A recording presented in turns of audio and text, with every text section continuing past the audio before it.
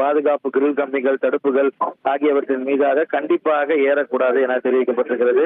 கர்ப்பிணி பெண்கள், கை குழந்தையுடன் இருக்கும் சகோதரிகள், முதியவர்கள், உடல்நலம் குன்றியோர், பள்ளி சிறுவர் சிறுமியர், மாற்றுத்திறனாளிகள் ஆகியோர் தலைவருடைய மக்கள் சந்திப்பு நிகழ்ச்சிகள்ல இல்லத்திலிருந்தே நேரலை வாயிலாக பார்க்குமாறு கேட்டுக் கொள்ளப்பட்டிருக்கிறது, அறிவுறுத்தல் வழங்கப்பட்டிருக்கிறது. ஆம்புலன்ஸ் வாகனங்களுக்கு, பொதுமக்களுக்கு, வாகன ஓட்டிகளுக்கு, பள்ளி மாணவர்களுக்கு, பெண்கள், குழந்தை, முதியவர்கள், மருத்துவமனை இருந்தால் நோயாளிகள் ஆகியோருக்கு எந்தவித இடையூறும் இல்லாத வகையில கலந்து கொள்ள வேண்டும். காவல்துறையோட அறிவுறுத்தல்களை பின்பற்ற வேண்டும். போக்குவரத்து நெரிசல் இல்லாமல் இருக்க வேண்டும். பிறர் மனம் புண்படும் வகையில பேசுவதையோ நடந்து கொள்வதையோ தவிர்க்க வேண்டும். ஏற்கனவே உயர்நீதிமன்ற உத்தரவின்படி தேசிய நெடுஞ்சாலை பல சாலைகள்ல கொடி கட்ட கம்பிகளோ உரிய அனுமதி பெறாமல் வைக்கக்கூடாது. அலங்கார வளைவுகளோ எதாக இருந்தாலும் மாவட்ட நிர்வாகத்துடைய அனுமதிக்கு பிறகே வைக்க வேண்டும். மக்கள் சந்திப்பு நிகழ்ச்சிகளின் போது பட்டாசு வெடிப்பதை தவிர்க்க வேண்டும்.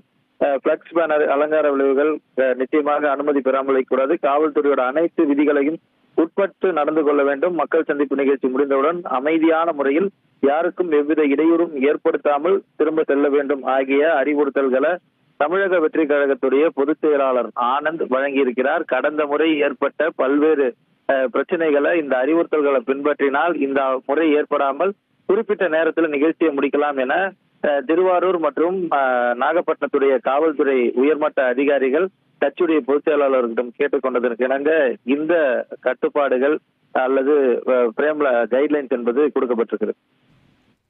உங்கள் விவரங்களுக்கு நன்றி மணிகண்டன்.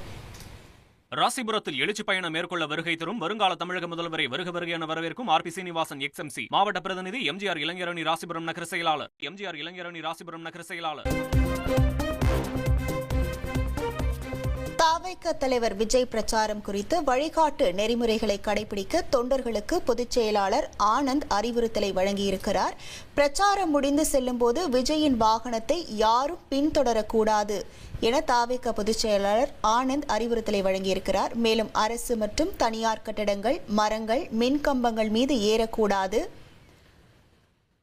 கர்ப்பிணி பெண்கள், முதியவர்கள், மாற்றுத்திறனாளிகள் உள்ளிட்டோர் பிரச்சாரத்தில் கலந்து கொள்வதை தவிர்க்கவும் தாவேக பொதுச் செயலாளர் ஆனந்த் தொண்டர்களுக்கு அறிவுறுத்தல்களை வழங்கியிருக்கிறார்.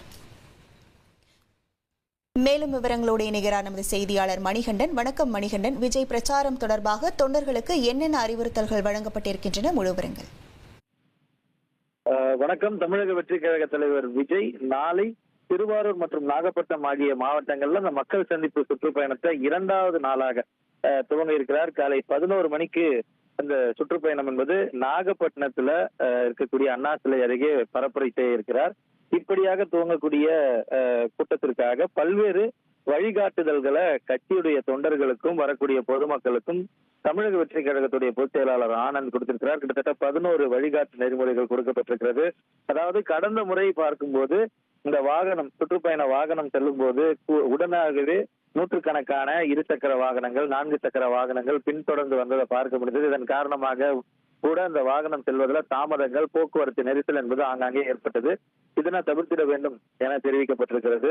அது மட்டுமல்லாமல் அரசு மற்றும் தனியார் கட்டட காம்பவுண்டு சுவர்கள், மரங்கள், மின் விளக்குகள், மின் கம்பங்கள், மின் மாற்றிகள், வாகனங்கள், கொடி கம்பங்கள், சிலைகள், அதனை சுற்றி இருக்கக்கூடிய